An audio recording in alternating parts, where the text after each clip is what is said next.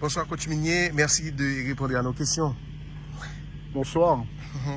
Nouveau rassemblement pour une autre compétition, la Ligue des Nations, saison 2024-2025. Qu'en savez-vous?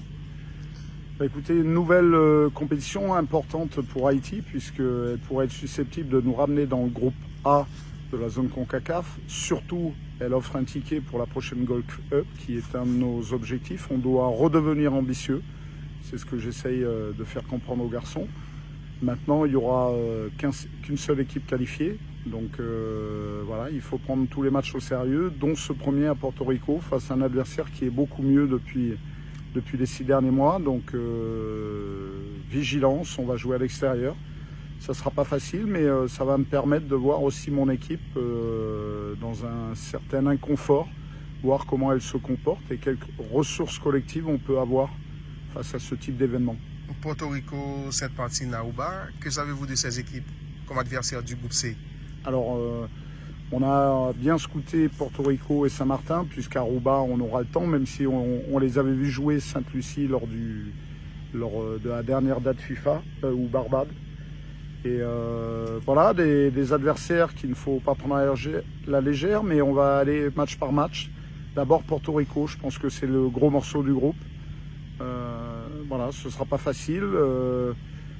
Un jeu, une équipe qui aime avoir la possession, avoir un jeu léché, un peu à l'école espagnole, à l'image de son coach.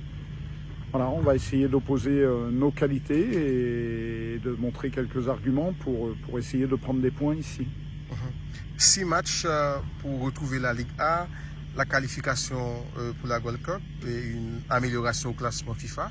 Pensez-vous avoir les moyens d'atteindre ces objectifs? Bien sûr, c'est tout l'intérêt de ma venue à Haïti. Quand j'ai scouté l'équipe lors de nos premiers contacts, je sentais qu'il y avait un potentiel, qu'il y avait des choses à faire.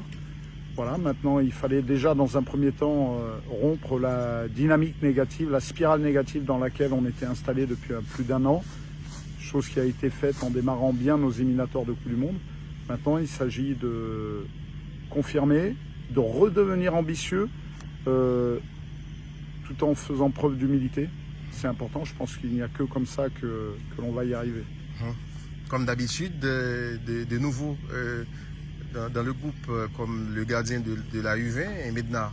Oui, j'aime bien donner la chance à de jeunes joueurs. J'aime bien aussi que les portes de mes sélections soient ouvertes, que ce soit pour y rentrer ou pour en sortir. Je pense que la concurrence stimule les joueurs et tend vers la haute performance. Donc voilà, j'essaye de faire en sorte